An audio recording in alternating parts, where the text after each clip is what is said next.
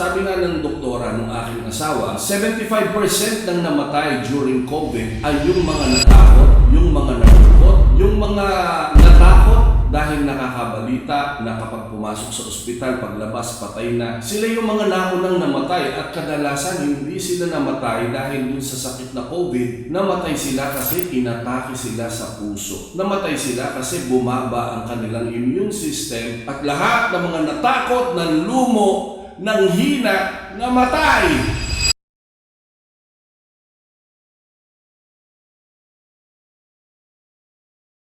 Sabi po sa Kawikaan 17:22, ang pagiging masayahin ay parang gamot na nakabubuti sa katawan, ngunit ang pagiging malungkutin ay nagpapahina ng katawan. Sa totoo lang, di ba? Pag pinagsabihan ka na may cancer ka, kahit hindi ka pa namamatay, pakiramdam mo namatay ka na. Pag pinagsabihan ka na ooperahan ka, kahit hindi ka naman mamamatay, takot na takot ka, pakiramdam mo pag inopera ka, mamamatay ka na. Yung mga negatibong balita sa pagkakasakit, kadalasan, ito ang nagiging dahilan para lalong manghina ang may sakit. Sabi nga ng doktora nung aking asawa, 75% ng namatay during COVID ay yung mga natakot, yung mga nalungkot dahil hindi sila pwedeng dalawin sa loob ng kwarto, yung mga natakot dahil nakakabalita na kapag pumasok sa ospital, paglabas, patay na. Sila yung mga naunang namatay at kadalasan hindi sila namatay dahil dun sa sakit na COVID. Namatay sila kasi inatake sila sa puso. Namatay sila kasi bumaba ang kanilang immune system dahil nga parang pakiramdam nila wala na silang pagkakataon na lumaban. Ako mismo po ay nakaranas ng ganun. Alam nyo naman po, nung panahon na talagang pinagaling ako ng Panginoon sa COVID. Ang istorya po ay ganito, ako po ay nasa isang kwarto, inilagay lang ako dun sa aming roof deck sa 3rd floor,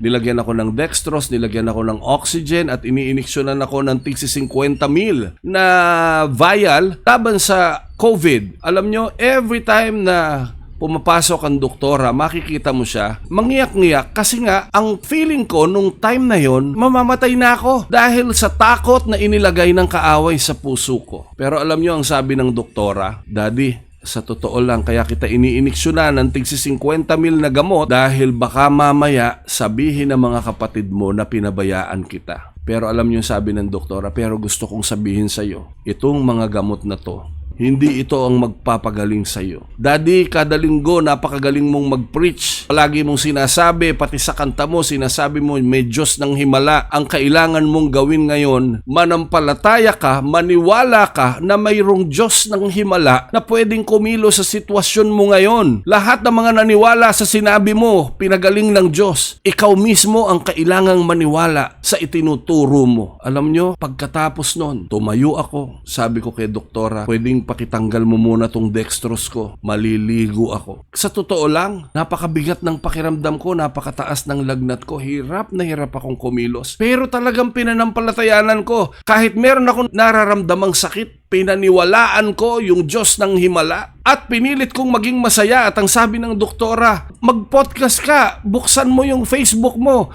i-encourage mo yung mga kapwa mo na merong sakit, na talagang merong Diyos ng himala. Alam nyo po, lahat po ng mga nakisabay sa panalangin, lahat kami na nananampalataya, lahat kami na pinasaya namin ang sarili namin, sabi namin, Lord, kahit may sakit kami, papupurihan ka namin, magiging masaya kami. Lahat po ng mga sumaya hanggang ngayon buhay. Hello! At lahat ng mga natakot, nanlumo, nanghina, namatay.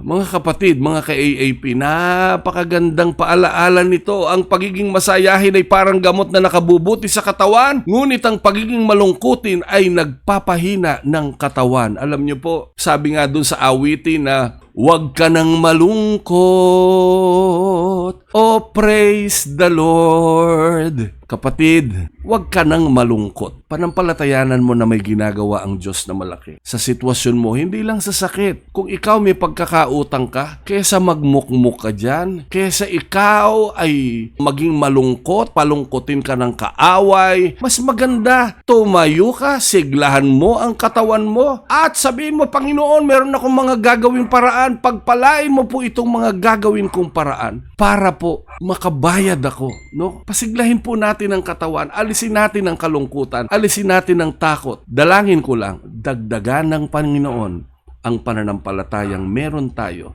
sa pangalan ni Jesus. Amen. Amen. Amen.